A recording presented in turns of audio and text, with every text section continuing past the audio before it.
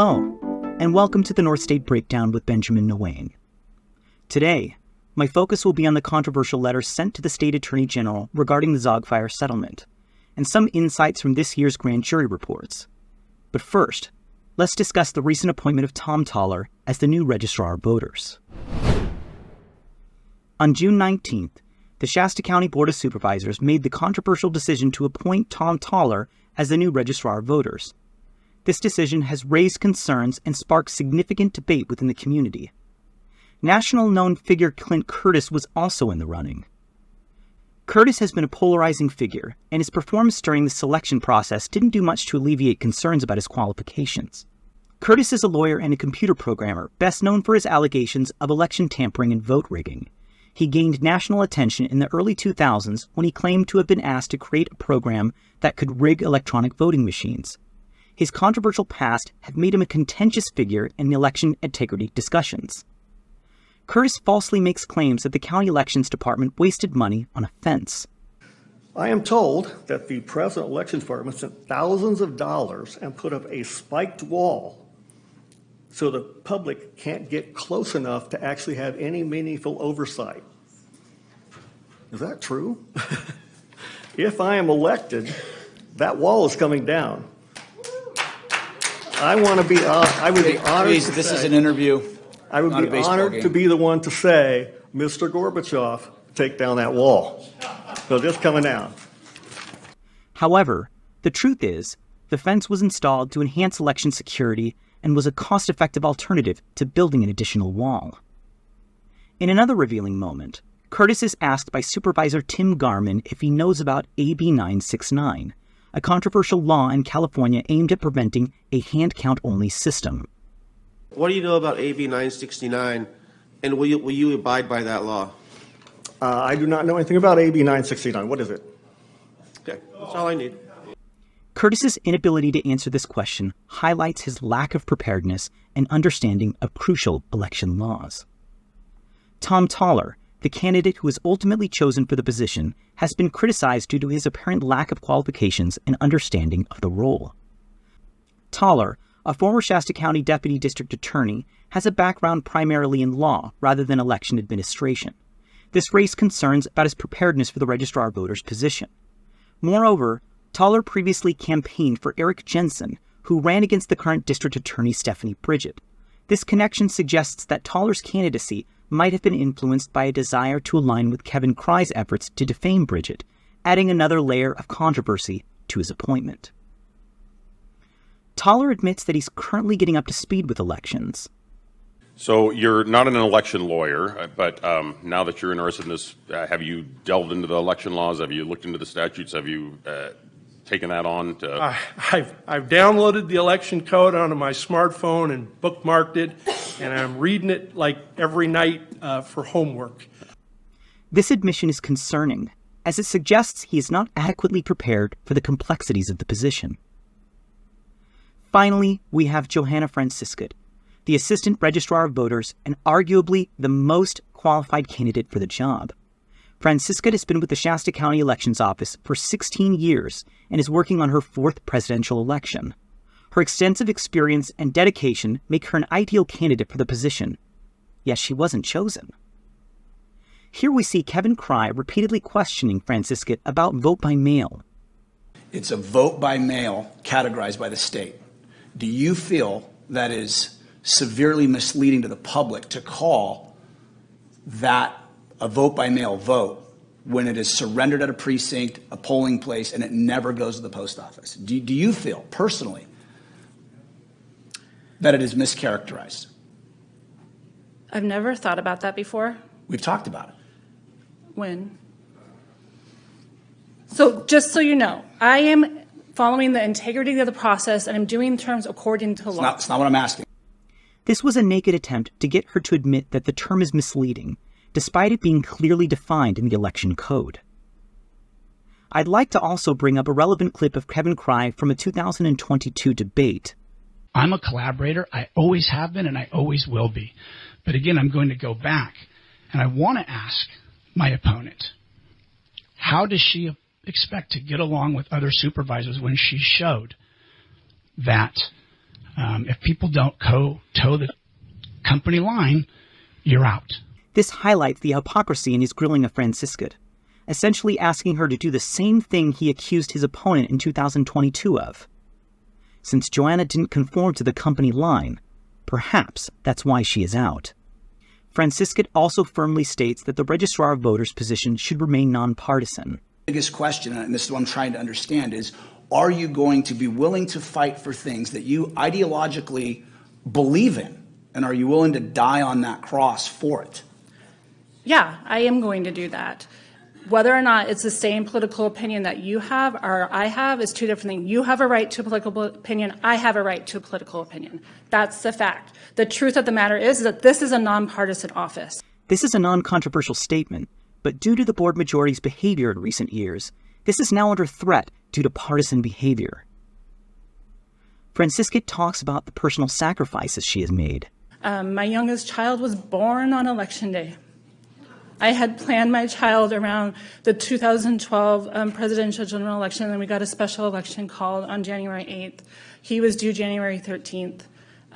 He was born on Election Day. Kathy was literally yelling, like standing there, timing my constructions, trying to get me out of the office. But I had to eat before I went to the hospital and wait for my husband to get me. And so I was there. I was still part of the process. And finally, in a powerful and emotional speech, Francisca passionately argues why she is the best candidate for the job. So just to clarify on this and help you understand my perspective and where I've been. In November of 2023, I went to my boss's hospital room to gather her supplies. I have not received any bump in pay.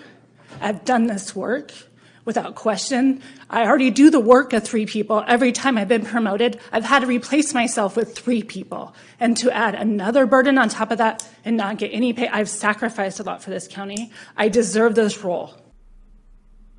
Despite her experience and passion for the position, she is ultimately overlooked for someone with no experience in the position whatsoever. During the board discussion, Cry pulls a power move. I would be supporting Joanna if we don't go with Tom. Thank you, Chairman Cry. So there you have it, folks. Supervisor Cry just laid it out for you guys. He gave us an ultimatum. It's Tom Toller or it's Joanna. And he did this so the other 2, Supervisor Kellstrom and Supervisor Jones, you guys are being played.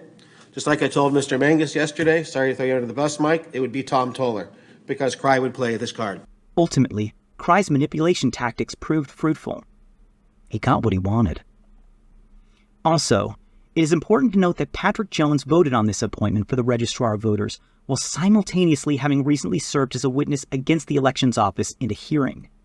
This represents a clear conflict of interest and undermines the integrity of the selection process. By participating in both the legal challenge and the decision-making process for the appointment, Jones potentially violates California Government Code Section 87100, which prohibits public officials from making, participating in, or influencing governmental decisions with financial, personal, or professional conflicts of interest. Additionally, this could breach the ethical standards outlined in the California Fair Political Practices Commission.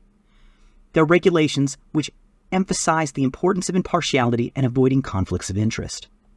Now I'd like to discuss the controversy surrounding a recent letter received by the Attorney General's office.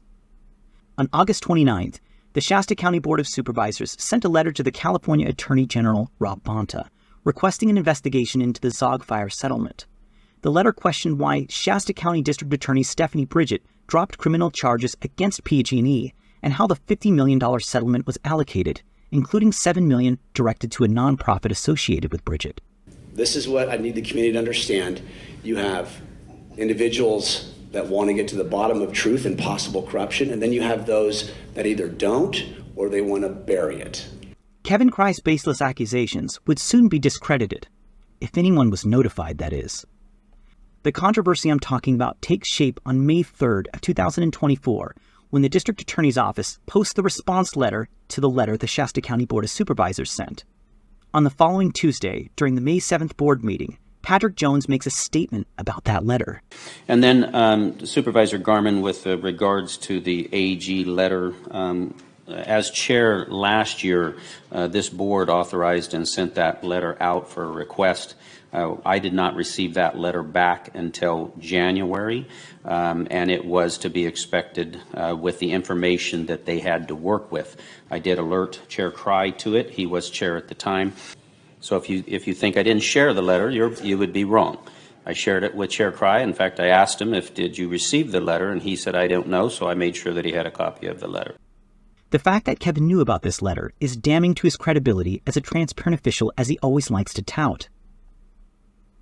Kevin Cry uses the allegations made in this letter to state in an advertising campaign urging voters to vote against the recall. What demands greater attention, however, is the corruption gripping Shasta County. From questionable political payouts to an ex-county administrator to the misappropriation of millions meant for Zogg Fire victims diverted towards political pet projects. I have championed these issues, making it clear why certain corrupt politicians and their followers are steadfast in their pursuit to recall me. This blatant misleading of the public may have resulted in his narrow win. After all, Cry won by only 50 votes. That said, Cry undermines the results of the Attorney General's letter. And this is what I'll say. Everyone uses the word, and one side of the room gaslights us, saying the DA was exonerated. The DA was exonerated. The DA was not exonerated. If you read the letter and you read what we sent, it was basically, there's nothing to see here. Here you go. Cry's claim that he's being gaslit from facts presented from the state is disturbing. The truth is, the letter effectively exonerated the district attorney. It concluded that District Attorney Stephanie Bridget did not abuse her discretion in dismissing the criminal charges against PG&E and reaching a civil settlement. Furthermore, it found no evidence of misconduct or impropriety in how the settlement was reached, affirming that the district attorney's actions did not violate any relevant laws, specifically Government Code Section 1090. Therefore, the Attorney General's office decided not to take further action, which serves as an official clearance of any wrongdoing by the district attorney in this matter. The irony in this whole situation is that in August of 2023, Cry said this. You know what? Here's the great thing about this. Time will tell of what side each of us are on, and one of us will be highly vindicated and the other should be embarrassed. Additionally, Patrick Jones may have broken the law by destroying the Attorney General's letter.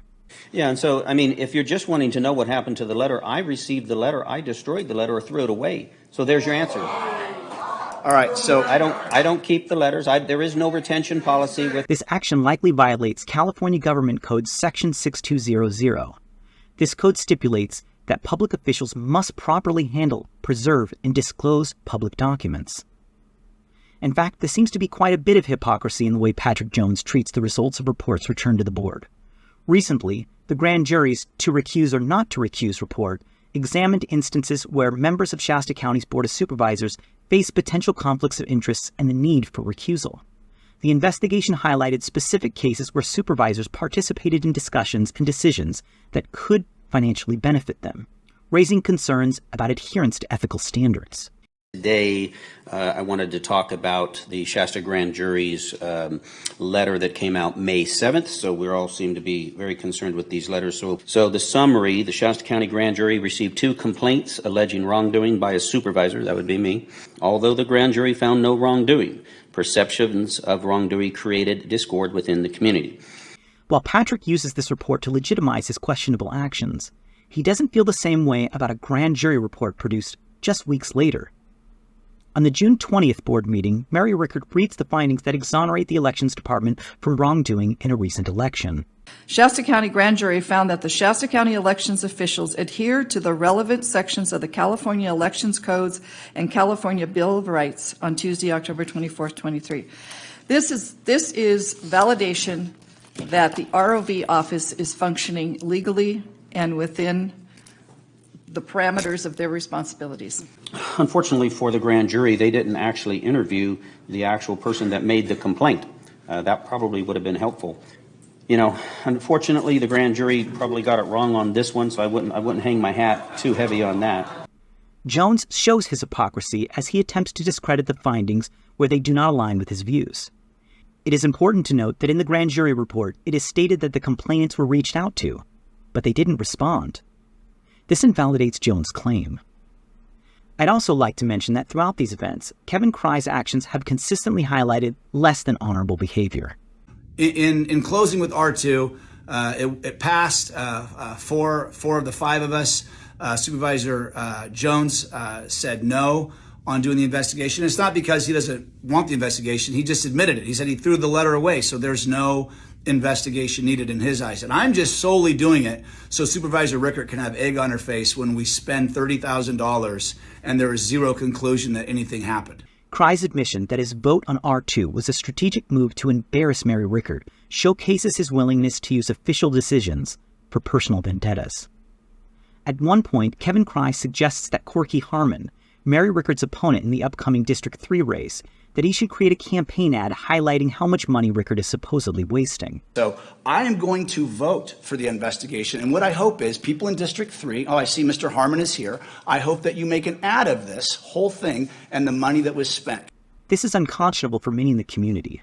Furthermore, this violates the state's laws on the use of public resources for campaign activities, as outlined in the California Government Code Section 8314, which prohibits the use of public funds, resources, or time for personal political purposes.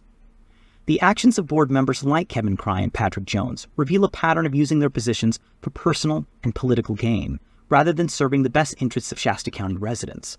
For many in the community, January 2025 cannot come soon enough, as that is when Patrick Jones will step down from the District 4 seat and Matt Plummer will take his place.